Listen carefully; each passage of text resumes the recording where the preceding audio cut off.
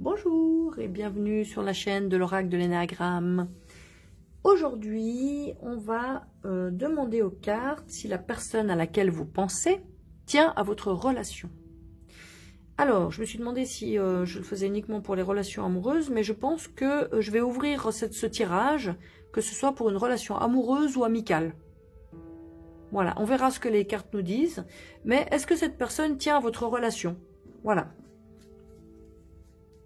Que ce soit un ami, même ça peut être dans la famille, hein, parce qu'il y a des familles où les relations sont rompues. Ça peut être un cousin, ça peut être un collègue de travail. Alors, est-ce que cette personne tient à la relation avec vous? À la préserver. Premier tirage. Est-ce que cette personne tient à la relation avec vous? Deuxième tirage. Et troisième tirage. Alors, la plume noire pour le premier tirage. La plume blanche pour le deuxième. Et la plume orange pour le troisième. Voilà. On se relaxe. On est bien détendu. On regarde une vidéo sympathique, bien sûr. Et on passe. Donc, vous avez le choix entre la plume noire, blanche et orange ou le tirage numéro 1, 2 ou 3.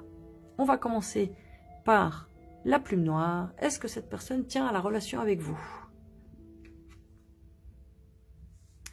Alors, c'est la carte de la paranoïa, délire de persécution, méfiance, psychose, peur, trouble et suspicion de complot. Alors, cette carte me fait penser que la personne à laquelle vous pensez, elle est méfiante, elle se méfie de vous.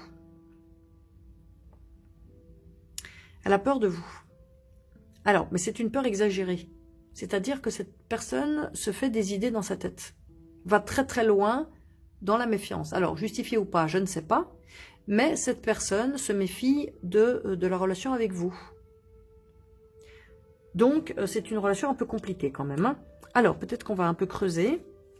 On va demander si les cartes veulent bien nous dire pour quelle raison cette personne se méfie de vous. Pour quelle raison cette personne se méfie de vous? De la relation avec vous.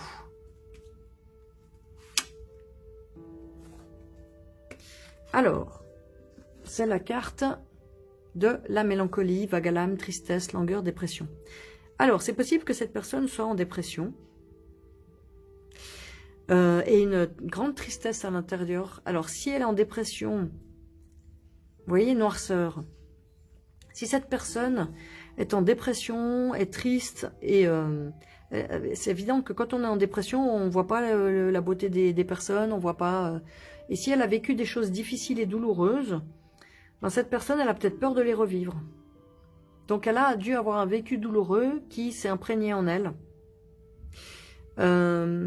Et qui lui fait voir un peu les choses du côté noir. Donc cette personne...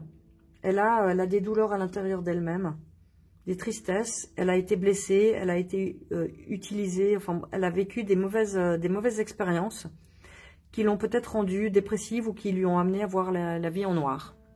Donc, quel est le conseil pour vous par rapport à cette personne avec ce vécu douloureux et difficile? Quel est le conseil pour vous? Comment vous positionnez dans cette relation par rapport à cette personne?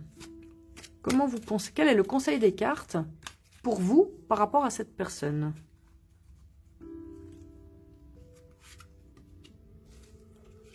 Alors, c'est la carte de la liberté, libre expression de soi, indépendance, émancipation, autonomie, libre arbitre. Alors, ce que je comprends avec cette carte, moi, c'est, on va vous dire, c'est pas parce qu'une personne a vécu des choses difficiles, voit son entourage de façon difficile, méfiante, en ayant peur, mais une peur vraiment très forte, c'est pas pour ça que vous devez vous laisser embarquer dans ces énergies qui sont pas épanouissantes, on peut dire. Hein. Donc on vous dit, gardez votre liberté. Gardez votre liberté d'exprimer qui vous êtes. C'est pas parce qu'une personne, comment dire, peut-être vous fait des reproches, vous dit, c'est-à-dire, il ne faut pas tomber dans le piège de la paranoïa de l'autre. Restez qui vous êtes. Voilà. Gardez votre indépendance, gardez votre autonomie et votre libre arbitre. N'agissez pas ou ne vous comportez pas de façon à vous calquer aux problématiques de cette personne. Du coup, ça ne serait plus vous-même. Donc, cette personne a le droit de ressentir ce qu'elle ressent. Hein. Elle a le droit d'être paranoïaque, elle a le droit de se méfier, mais vous avez le droit d'être qui vous êtes. Vous voyez? Libre arbitre. Autonomie. Donc, le conseil des cartes, c'est garder votre autonomie et ne vous laissez pas embarquer. C'est cette personne qui doit faire un travail sur elle par rapport à sa vision des gens, son histoire de vie, etc. Ça ne veut pas dire que vous devez rompre la relation, ou c'est pas... mais gardez votre autonomie. Ça, c'est vraiment le conseil des cartes.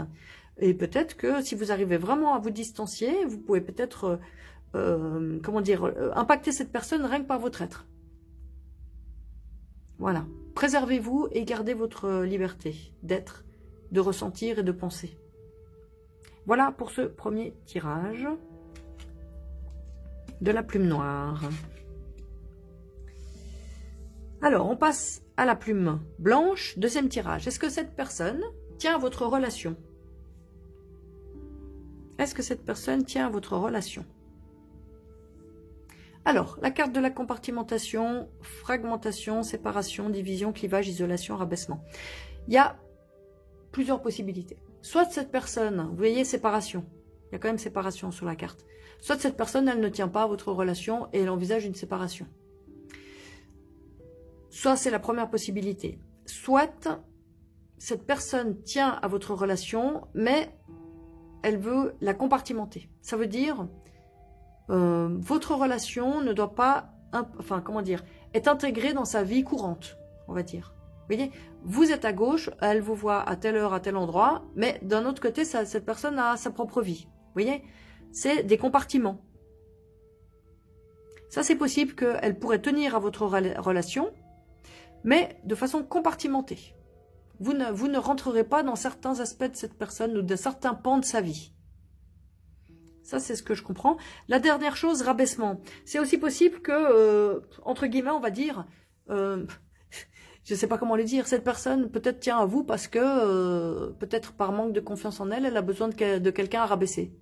Parce que vous savez que quand on rabaisse quelqu'un, ben, on se sent au-dessus. On s'élève. Par comparaison, en rabaissant l'autre, on s'élève.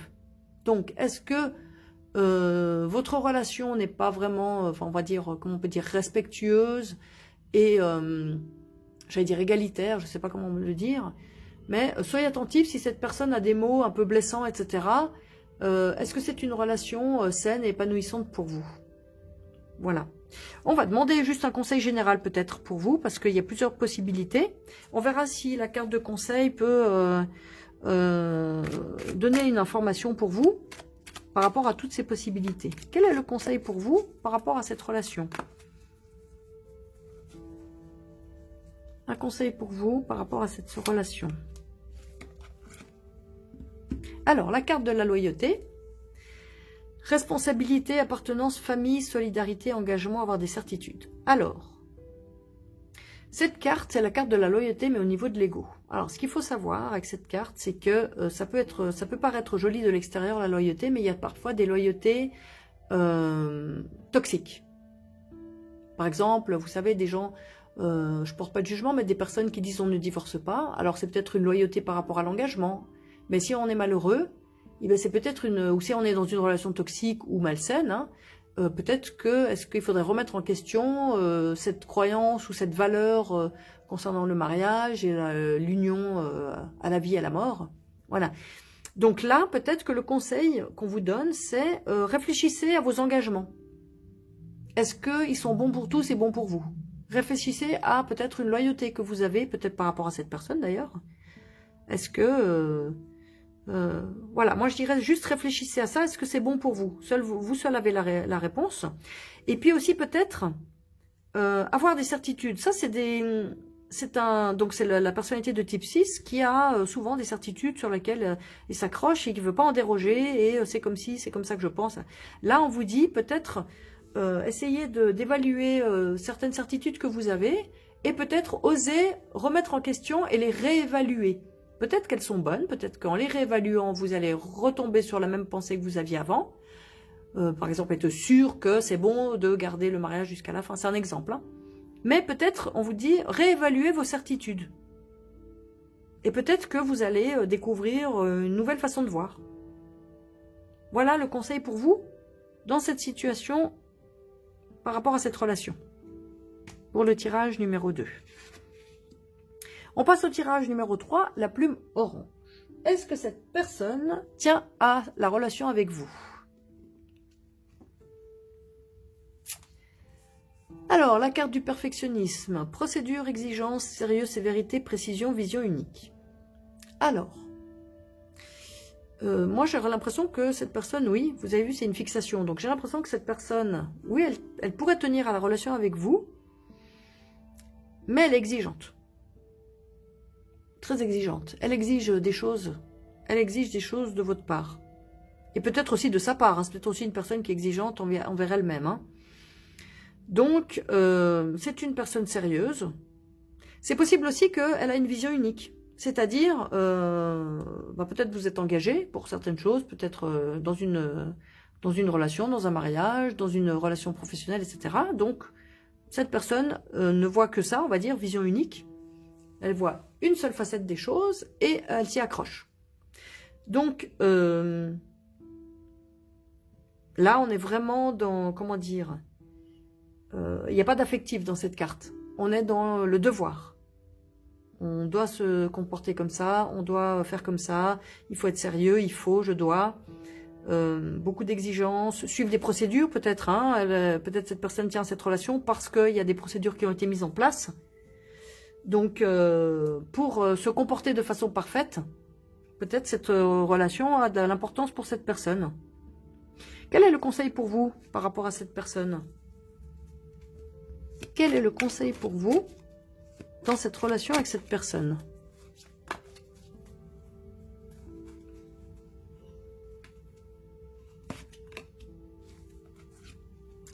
Alors, la carte de la prostitution, donc évidemment c'est symbolique, il ne faut pas avoir peur de cette carte. Comportement dégradant, dépravation, arnaque, avilissement, manipulation, proxénétisme. Alors moi, ce que je ressens tout de suite, c'est imagé, c'est symbolique. On vous conseille de ne pas vous prostituer pour cette relation. Alors, qu'est-ce que ça veut dire au niveau symbolique? Ce que je ressens moi, c'est ne dérogez pas à vos valeurs. Ne vous faites pas manipuler. Ne tombez pas dans une relation où vous seriez manipulé. Vous voyez, arnaque, manipulation, avilissement. Vous voyez, soyez à l'écoute si cette relation est bonne pour vous ou si elle est tellement exigeante que vous ne vous respectez plus. Vous voyez, la prostitution, on peut rediscuter, c'est très vaste le sujet de la prostitution, mais symboliquement, si on le prend uniquement au niveau symbolique, se prostituer, c'est ne pas se respecter, c'est-à-dire faire des choses qu'on n'a pas forcément envie pour, soit par obligation, soit pour obtenir des faveurs ou de l'argent, mais à son propre détriment. Vous voyez, on vous rend attentif, est-ce que, sans vous en rendre compte peut-être, vous acceptez certaines choses pour obtenir d'autres choses que vous pourriez obtenir d'une façon à vous respecter quand même. Voilà, un peu le message. Et avilissement, vous voyez, cette personne est peut-être très exigeante et exige des choses de vous et tout d'un coup vous vous retrouvez dans une situation de domination, d'avilissement. Donc le conseil pour vous, c'est de vous questionner sur cette situation par rapport à vous-même. Est-ce que vous acceptez de faire des choses pour obtenir d'autres choses, mais à votre détriment, qui ne sont pas bonnes énergétiquement pour vous? Voilà le conseil pour ce troisième tirage par rapport à cette relation. Alors, je vous remercie d'avoir suivi le tirage, bien sûr. Si vous trouvez cet oracle intéressant et que vous avez envie de vous l'approprier, tout le monde peut tirer les cartes, il ne faut pas avoir peur, hein, c'est ouvert à tous.